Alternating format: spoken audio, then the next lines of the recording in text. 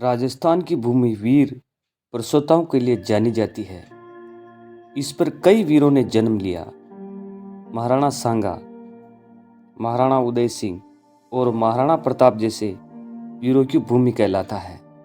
लेकिन बात हम जैसलमेर की कर रहे हैं। तो चलिए दोस्तों, आपको लिए चलते हैं जैसलमेर फोर्ट और बताते हैं जैसलमेर की वो बात जो वो किला सदा अजय रहा। तो दोस्तों, मेरा नाम जगदीश है और आप देख रहे हैं मेरा यूट्यूब चैनल वीसी कल्चर।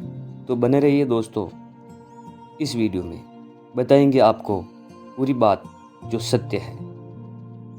कभी कभी भव्य राजपूत राजवंश की हरकतें बुरी और उल्टी पड़ जाती है। रावल जैत सिंह के पुत्रों और उनके लोगों ने दिल्ली के सुल्तान अलाउद्दीन खिलजी के एक बड़े कारवां पर हमला कर दिया और कब्जा कर लिया। कारवां में रथ और कीमती सामान ले जाने वाले 3000 घोड़े और खच्चर शामिल थे। ऐसे में अलाउद्दीन को आतंकवादी हमले के खिलाफ सैन्य अभियान का आदेश देने के लिए प्रेरित किया गया। इस लूटपाट की वजह से अलाउद्दीन खिलजी बहुत ही क्षुब्ध हुआ और उसने किले को घेरने को कह दिया और कब्जा करने के लिए सेना को आदेश दिया। जैसलमेर महारावल रत्न सिंह ने जैसलमेर किले की रक्षा अपनी पुत्री रत्नावती को सौंप दी थी।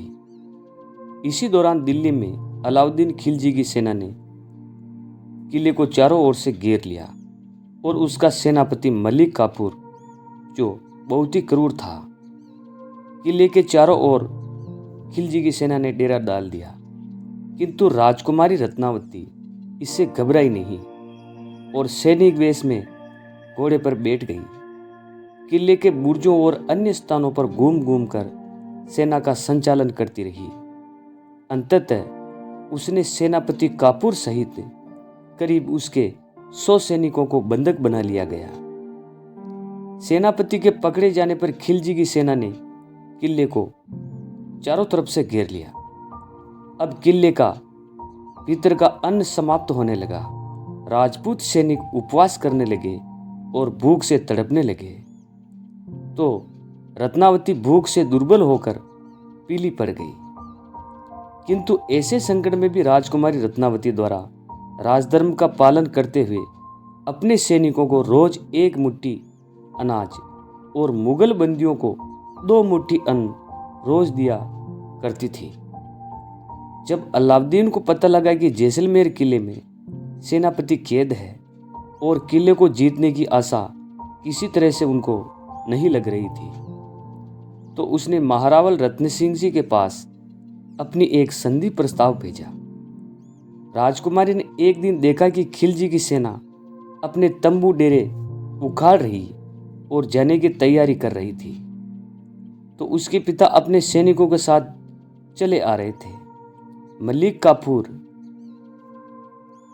जब किले से छोड़ा गया तो उसने कहा, यह राजकुमारी कोई साधारण लड़की नहीं है, यह तो एक वीरांगना है और वीरांगना के साथ साथ ये एक देवी भी है। इन्होंने खुद भूखी रहकर हम लोगों का पालन किया। ये मारने के योग्य नहीं है, बल्कि ये पूजा करने के योग्य और आदरणीय भी है। लेकिन खिलजी ने कूटनीति से महल के अंदर प्रवेश कर गए और 22,000 राजपूत वीरांगनाओं ने आग में कूदकर जोर कर लिया और यह साका 12 साल तक चला और इसको पहला साका भी कहा जाता है। अब साका क्या होता है?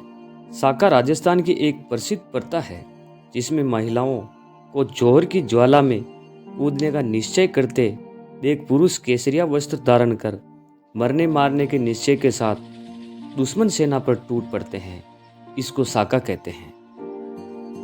दूसरा साका 1315 ईस्वी में हुआ। इस समय दुद्धा तिलोक सिंह जैसलमेर के राजा थे।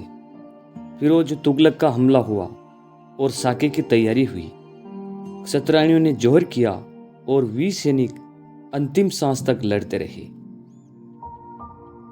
तीसरा साका 1550 ईस्वी में हुआ। उस समय जैसलमेर पर राजा लूरकरण का शासन था। लूणकरण एक अफगानी मित्र था। अमीर अली पठान वह जैसलमेर आया। उसके ठहरने की व्यवस्था हुई।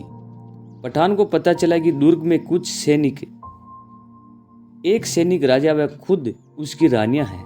तो उसने राजा से कहा कि उसकी बेगमें यहाँ की रानियों से मिलना चाहती है।